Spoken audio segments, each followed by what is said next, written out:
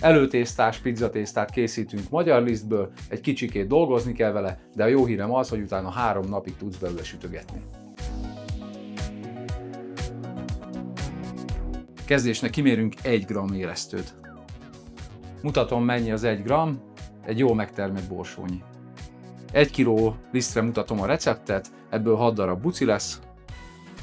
300 g csaphideg vízbe beledobjuk az élesztőt. Alaposan elkeverjük.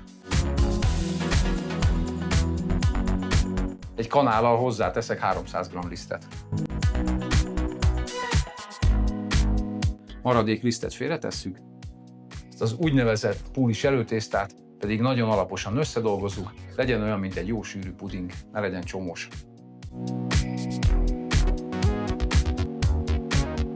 Csomómentesen összedolgoztam, bejelölöm, hol áll most a tészta.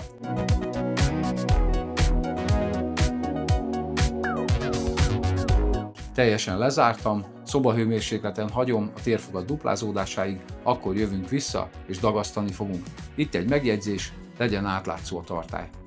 Én délelőtt már készítettem egy előtésztát, megduplázódott körülbelül 4 óra alatt, utána betettem fél órára a hűtőbe, azért, hogy hideg alapanyaggal tudjunk dagasztani. Gyönyörű buborékos a teteje, beleburítom egy nagy tálba.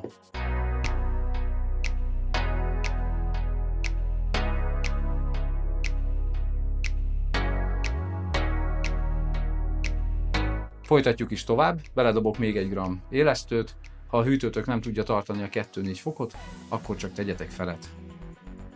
300 g hűtőhideg víz és 10 g méz. Ezt is alaposan összedolgozzuk. Eddig ez még könnyebb, mint egy nokedli tésztát elkészíteni. Az eddigi hozzávalókat összekevertem, zúgy bele a maradék 700 g liszt.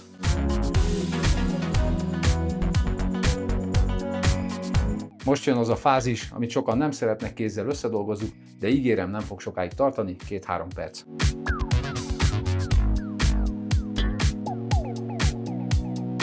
Ehhez a liszthez nagyon jó az a recept, próbáljátok majd ki. Jelenleg még elég kemény a tésztánk, én kiveszem a tálból, nekem úgy könnyebben megy.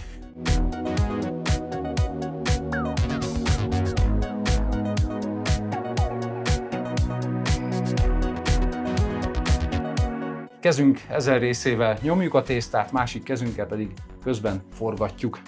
2-3 percig így dagasztunk. 3 perc volt, lefedjük, magára hagyjuk 20 percre, és jövünk vissza. Hoztam még 70 g hűtőhideg vizet, illetve 30 g sót, ezt most bele fogjuk dolgozni a tésztánkba. Előtte nézzük meg, mi történt a tésztánk a 20 perc alatt.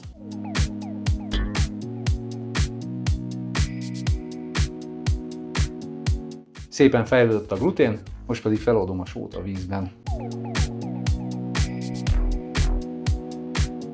Tészta mehet vissza az edénybe, sós vizet pedig apránként beledolgozzuk. Egyszerre csak keveset.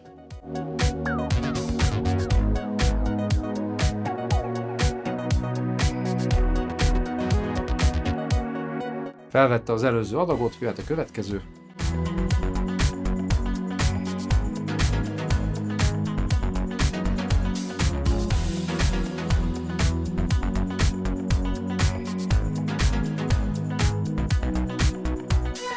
Utolsó adag víz. Ezen a ponton még tehetünk hozzá egy pici vizet, hogyha úgy érezzük, hogy nagyon kemény a tészta. Nekem ez az állag megfelelő, kiveszem a pultra, pár percig átgyúrom. Ragad a tészta, nem kell tőle félni, jó lesz. Csak dolgozzuk egy pár percet. Nyugodtan csapkodjuk oda, mutatom hogyan. Széthúzom egy kicsit, fordítok rajta.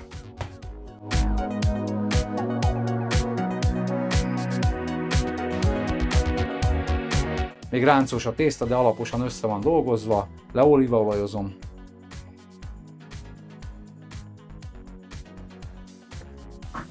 Letakarom, 20 perc múlva pedig találkozunk újra. Na nézzük ezt a tésztát.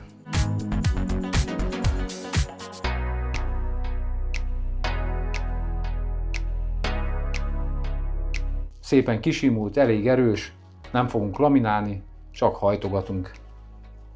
Felemeljük,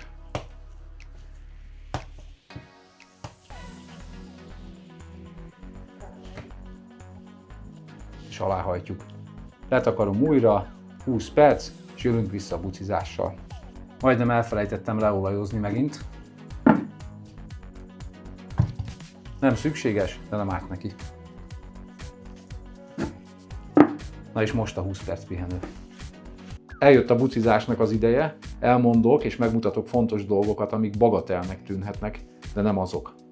A sütőfelülethez igazítjuk a bucinak a méretét, én 30-32 cm-es pizzákat akarok sütni, ezért ezt a tészta mennyiséget 6 felé osztom, és lesznek körülbelül 280 pár grammos bucik, de ha neked kisebb sütőfelületed van, akkor akár csinálhatsz 220 vagy 250 grammos bucikat is. Kicsi, kerek, átlátszó edényeket használjatok, nem véletlenül javaslom ezt, ebben tudjátok figyelni a tészta növekedését. Én tudom, hogy a pizzériában a mesterek keresztüládát használnak, de higgyétek el, otthon sokkal jobbak ezek a fajta edények, mert kerek a buci, és ha kinyújtod, nagy valószínűséggel szép kerek lesz a pizzád is. Mutatom, egy csepp olaj kell csak bele. Tényleg csak ennyi. Alaposan elkenjük benne. Különös figyelemmel az oldalára is kerüljön. Ezt megcsináljuk mind a 6 dobozzal. Szépen ellazult a tészta, finoman beolajoztam a kezemet, és a tésztát széthúzom a pulton, de nem nagyon, nem feszítem, nem erőltetem, csak hogy könnyebben tudjak vele dolgozni.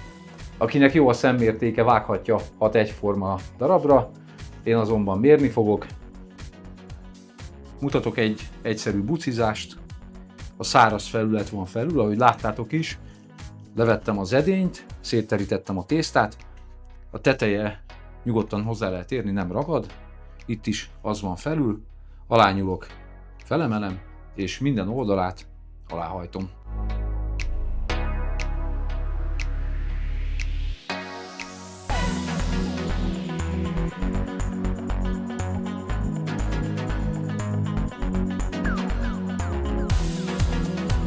Ilyenkor meg is feszül, fontos dolog következik, erre nagyon figyeljetek oda, összecsípjük az alját.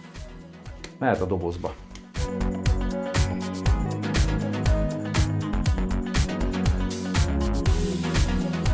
A bucikat hagyom egy órát szobahőn, utána bekerülnek a 3-4 fokos hűtőbe, holnap pedig találkozunk a sütésnél. Eltelt 24 óra dagasztás óta, sütni fogunk, kicsit beborult és fúj a szél, nem foglalkozunk vele. 3 napig lehetne sütni ebből a lisztből nagyon szépen, sőt, egyre jobb a tészta, a 3. napon van a csúcson, de mi most kipróbáljuk, és nagyon jó pizzákat fogunk készíteni.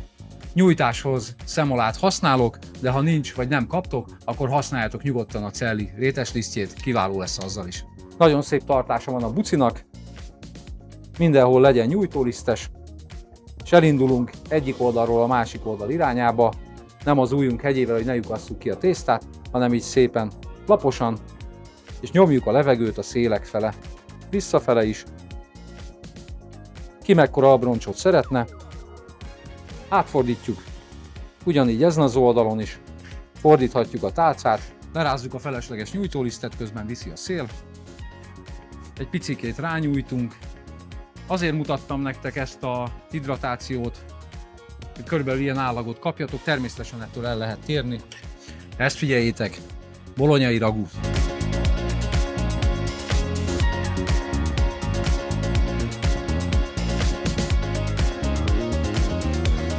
Jöhet a mozzarella.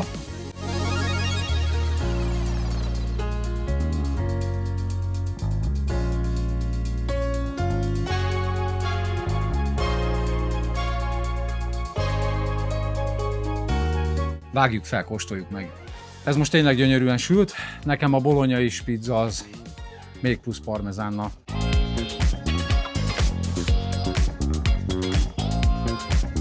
Hát ez jól néz ki most tényleg. Nézzük meg a szerkezetét. Nagyon jó, crunchy a tészta, jó hús. Alig várom, hogy megkóstoljam.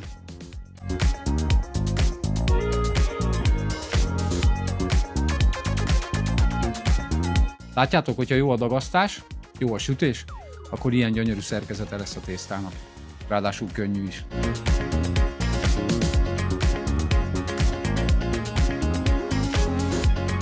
Kézzel dagasztva 24 órásan, ennél jobb nem kell. Megkóstolom milyen.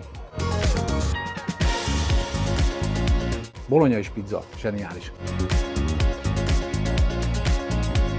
A tészta már 24 óráson is nagyon könnyű, de a harmadik napon lesz igazán abszolút csúcs. Ha szépen buciztunk és jól dagasztottunk, ilyen gyönyörű tésztánk lesz. Paradicsom alap, bazsalikomot majdnem elfelejtettem, mozzarella, egy kicsike parmezán, szuper édes csemege kukorica, egy pár szem sárga paradicsom, legvégül főcsonka hanyagú rátépkedve.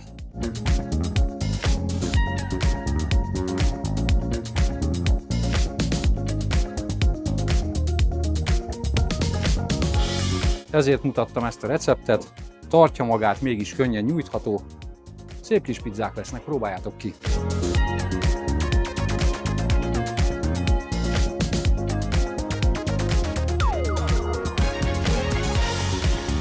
Ezt a pizzát most nem fogom felvágni, ugyanis a fiamé lesz, de maradjatok velem, mert mutatok egy extra dolgot.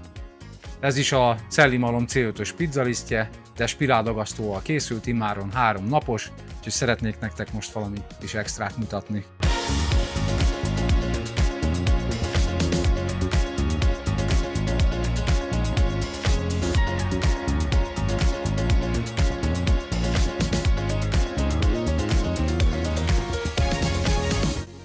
Hű, ez szép lett nagyon.